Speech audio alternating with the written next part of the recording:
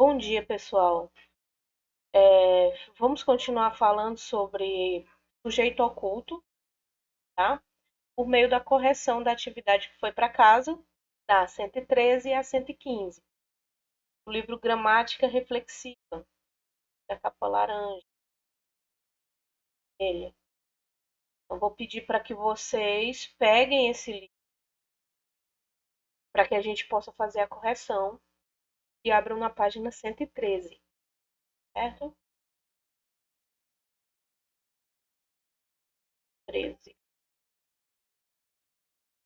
Então, para as questões de 1 a 3, eu tenho esse texto aqui, tá? Eu vi o fracasso de um gênio, vi os últimos anos, vi franceses não reconhecendo meu valor, vi um mestre morrer na miséria, vi Europa se arrependendo, vi milionários estando em leilões lá, vi professores ensinando, vi crianças aprendendo.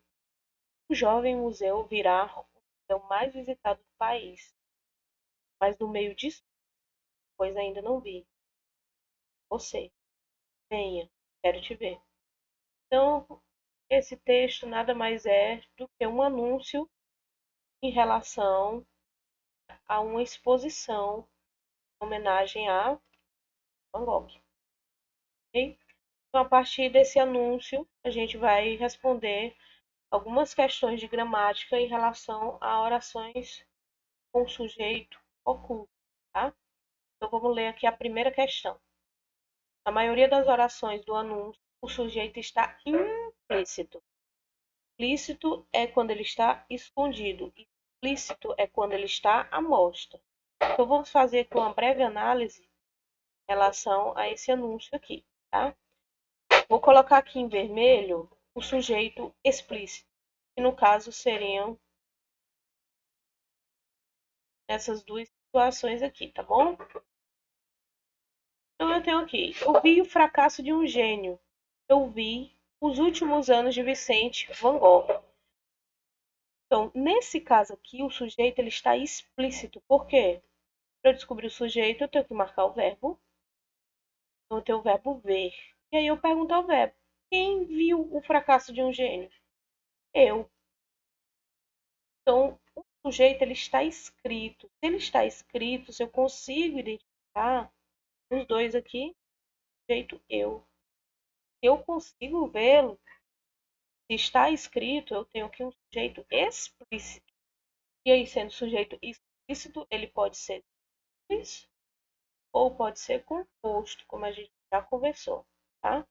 Como tem apenas uma palavra, um núcleo só, nessas duas frases aqui, nessas duas orações, eu tenho os sujeitos.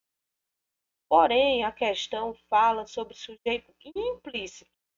Quando é que o sujeito está implícito aqui dentro desse anúncio? Por exemplo, na próxima frase. Vi franceses não reconhecendo meu valor. Quem foi que viu franceses não reconhecendo meu valor? Pode ser tu vi? Pode ser ele vi? Pode ser nós vi? Não. Só pode ser eu. Mas está escrito? Não. Se não está escrito, mas eu consigo saber quem é por conta da terminação verbal, então esse sujeito aqui eu classifico ele como sujeito oculto, ok? Então, toda vez que tiver apenas um verbo e por meio desse verbo eu conseguir identificar quem é o sujeito, mesmo sem ele estar escrito, eu vou chamar essa situação de sujeito oculto, ok? Vamos voltar aqui para a questão. Em quais das orações o sujeito está implícito? Qual é o sujeito dessa oração? Então, vocês vão ter que colocar essa oração, essa, essa aqui e essa aqui e essa aqui,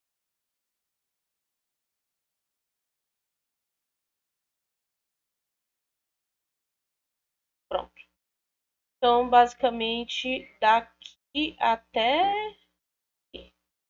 Ou resumindo a resposta, a gente pode colocar apenas vi franceses, vi um mestre morrer, tá?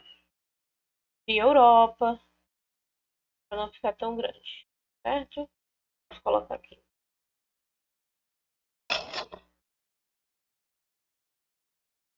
Franceses,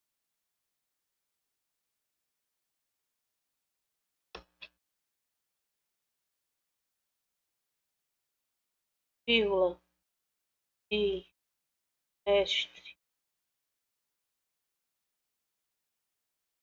vírgula, vi jornalista. Fazendo assim para a gente não demorar muito, mas a ideia é que vocês coloquem completo, tá?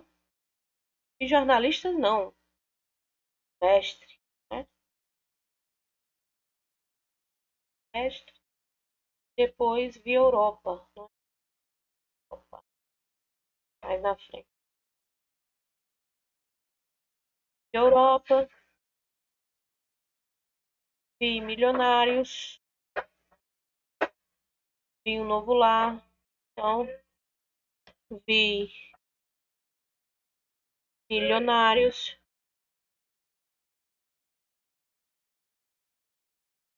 vi Um Novo Lar,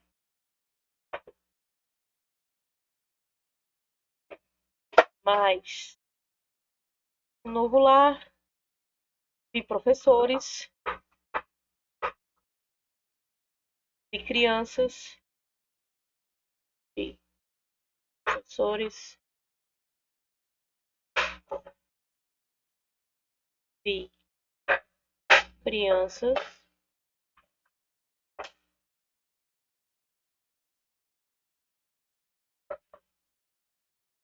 que mais? Vi Um Jovem Museu,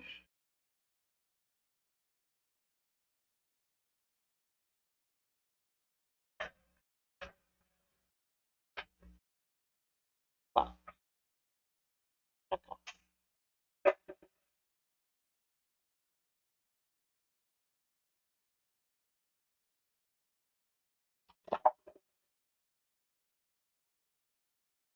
Pronto.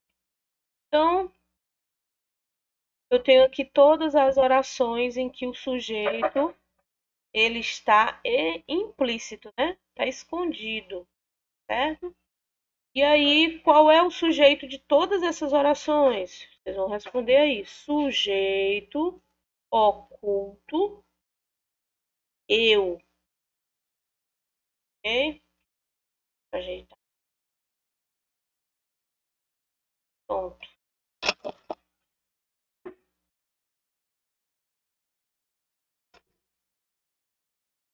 Podem copiar.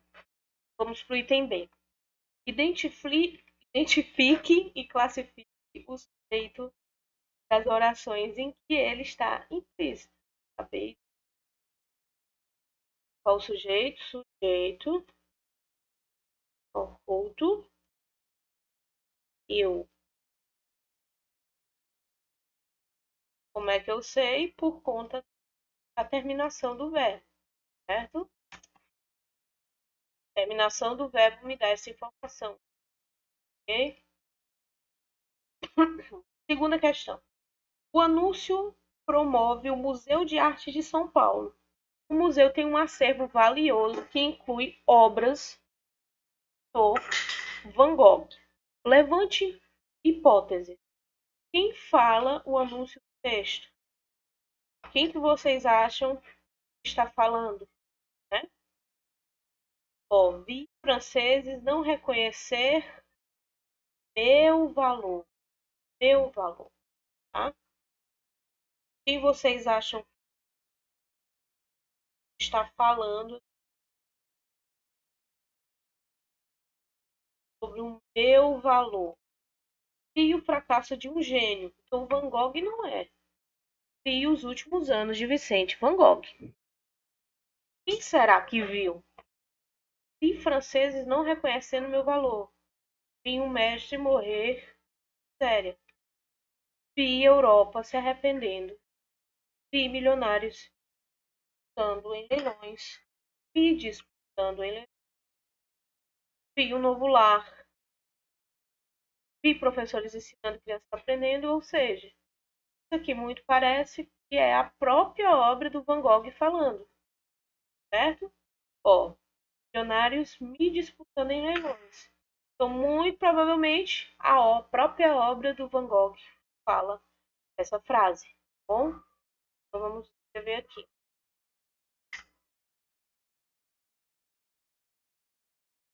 Então, quem é que fala no texto?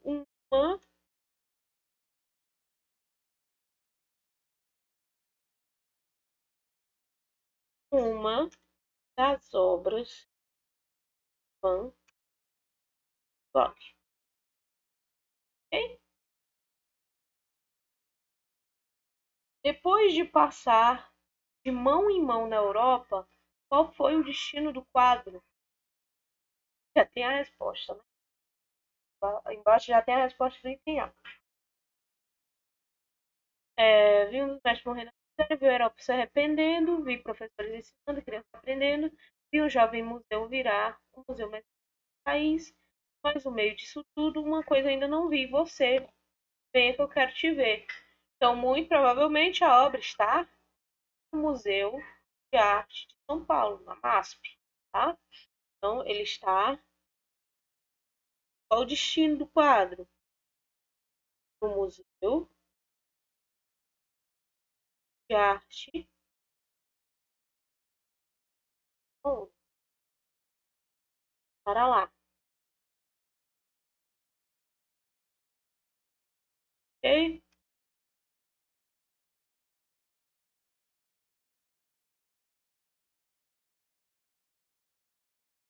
Belezinha? Vamos para a terceira. Então, vamos continuar aqui de onde parou, tá, gente? Fechou aqui. O público normalmente vai a museus para ver obras expostas. No final do texto apresentado no anúncio, verifica-se a ocorrência de uma inversão de papéis entre obra e visitante. Que é, gente, nessa parte aqui, ó. Venha, quero te ver. É a obra do Van Gogh que está falando, então ela está pedindo para ver o visitante e não o contrário, né? Que normalmente acontece, o visitante ver a obra. Então, no trecho em que o quadro diz: venha,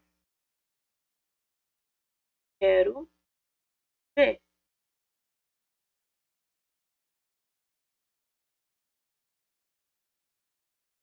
A obra toma o papel visitante,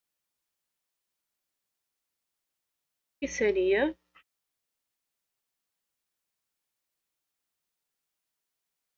apreciar a obra.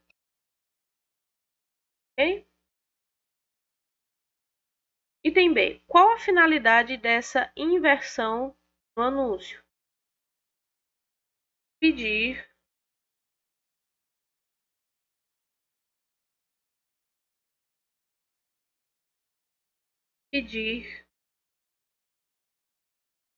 que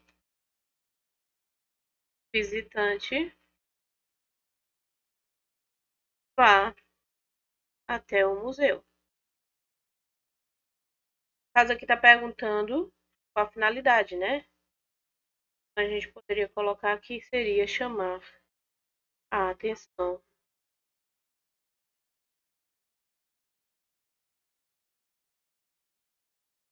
dos leitores, porque nem todo leitor vai se tornar um visitante. Então, a gente mudaria aqui o visitante para que o leitor vá até o museu. Ok? Então, chamar a atenção dos leitores, pedir que o leitor vá até o museu.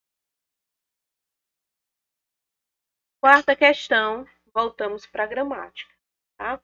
E aí ela tem uma breve explicação que eu vou detalhar aqui para vocês, tá bom? É comum empregarmos o pronome na função de sujeito para evitar repetição de termos. Observe. Okay? Júlio não veio hoje. Ele não justificou a falta. Quando a gente começa a escrever, no comecinho mesmo, Fundamental 1, a gente começa a produzir nossas primeiras redações e é muito comum que a gente repita demais as palavras. Né? Por exemplo, é comum que uma criancinha escreva da seguinte forma. Era uma vez a princesa. A princesa tinha um pai muito legal. A princesa e o pai dela gostavam muito de brincar na floresta. Porém, um dia a princesa resolveu sair sozinha. E aí a princesa, ou seja, texto em que há repetição de a princesa, a princesa, a princesa, a princesa, né? Ou seja, é um texto que não tem coesão, certo? Uma frase não tem nenhum elemento que ela a outro. Então, à medida que a gente vai crescendo e amadurecendo, a gente vai conhecendo os elos coesivos. Por exemplo, né? O pronome ele, certo? É um termo coesivo. Por quê? Porque ele substitui, né, um substantivo, por exemplo, dentro de um texto, a fim de não repetir aquele determinado substantivo. Então, essa mesma redação poderia ser escrita. Era uma vez uma princesa que também é um elemento coesivo, era uma vez uma princesa que tinha um pai muito legal. Um dia, ela quem? A princesa. A menina, a garota, certo? Aqui no caso da questão está falando em relação aos pronomes. Então, Júlio não veio hoje. Ele não justificou a falta. Ele quem? Júlio. Então, tanto Júlio quanto o pronome ele exercem a função de sujeito dentro da oração, tá? O verbo ó, veio e justificou. Então, o verbo 1 constitui a oração número 1. Verbo 2 constitui a oração número. Então, Júlio não veio hoje. Quem não veio hoje? Júlio. Ele não justificou a falta. Quem não justificou? Ele. Tá? Tem que analisar o sujeito de acordo com a frase. O que é que está escrito aqui na segunda oração? Ele. Então, o sujeito tem que ser ele. Por mais que ele substitua Júlio, você tem que colocar que o sujeito é ele. Tá? Outro recurso que podemos usar para evitar a repetição é tornar a comunicação mais ágil e eliminar o pronome que exerce a função do sujeito e ligar as orações por meio de palavra ou expressão. Como eu fiz no exemplo lá da princesa. Ó.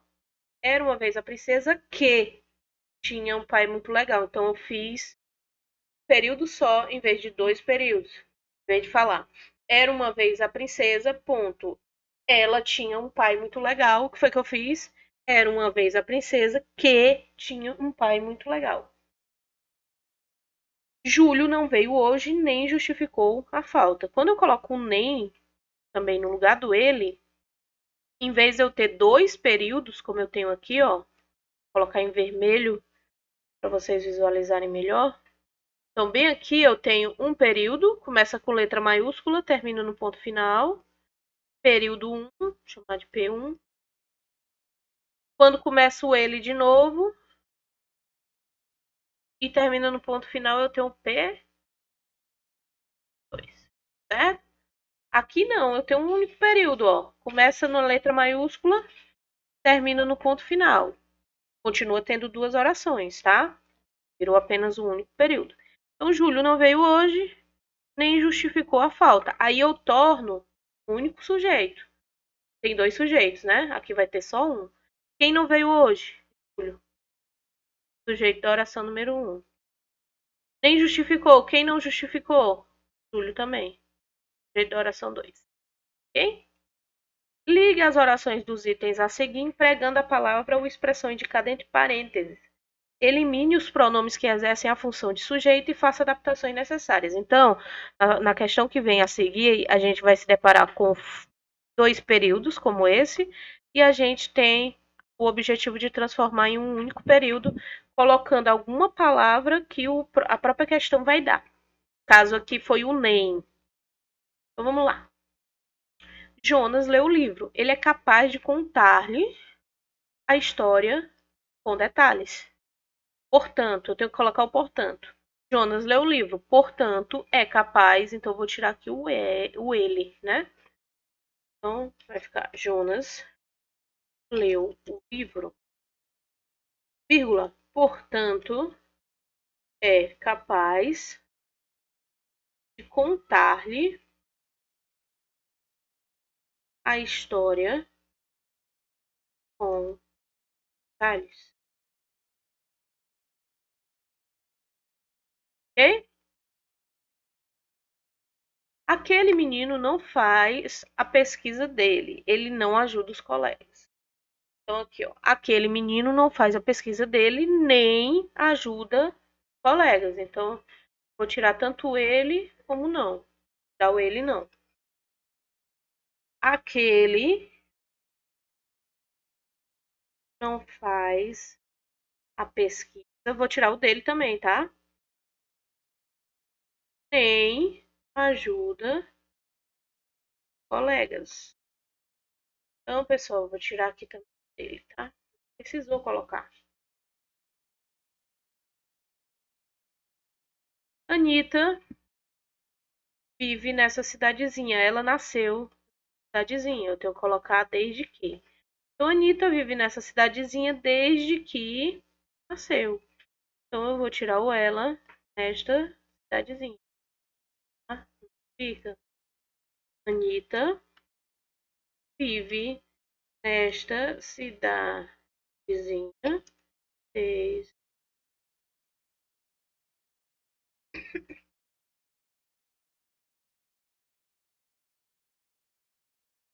O torcedor gritou tanto que ficou rouco, tá? Então, eu vou cortar ele.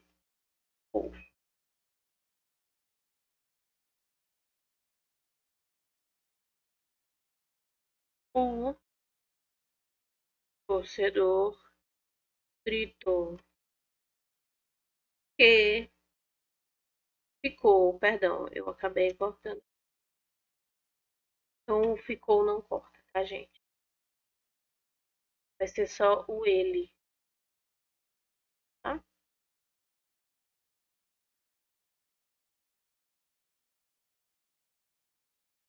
Ok?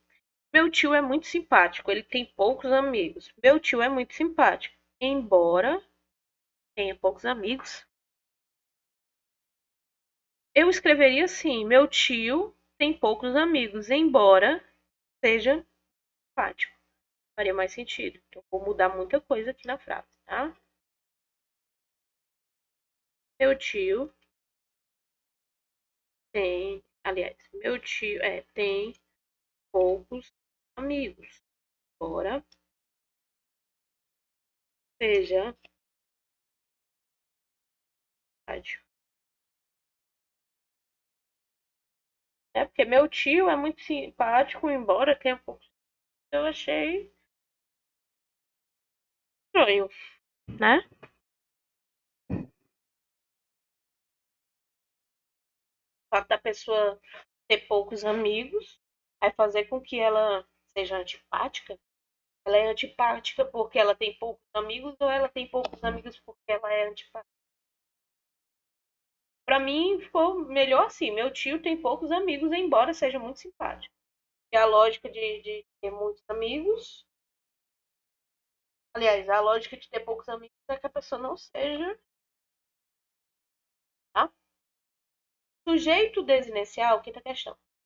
É bastante empregado em nossa língua, porque torna as frases mais econômicas, mais sintéticas e dá aos textos um dinamismo maior. Falei para vocês, ler um texto com a princesa, a princesa, a princesa, a princesa, a princesa parece ser uma leitura travada e cansativa, né? Então, esses pronomes, essas formas da gente, né, curtar as frases, os períodos, né, transformando dois períodos em período, deixa a leitura mais fluida, né? Mais tranquila, menos travada. Tá? Continuando. O texto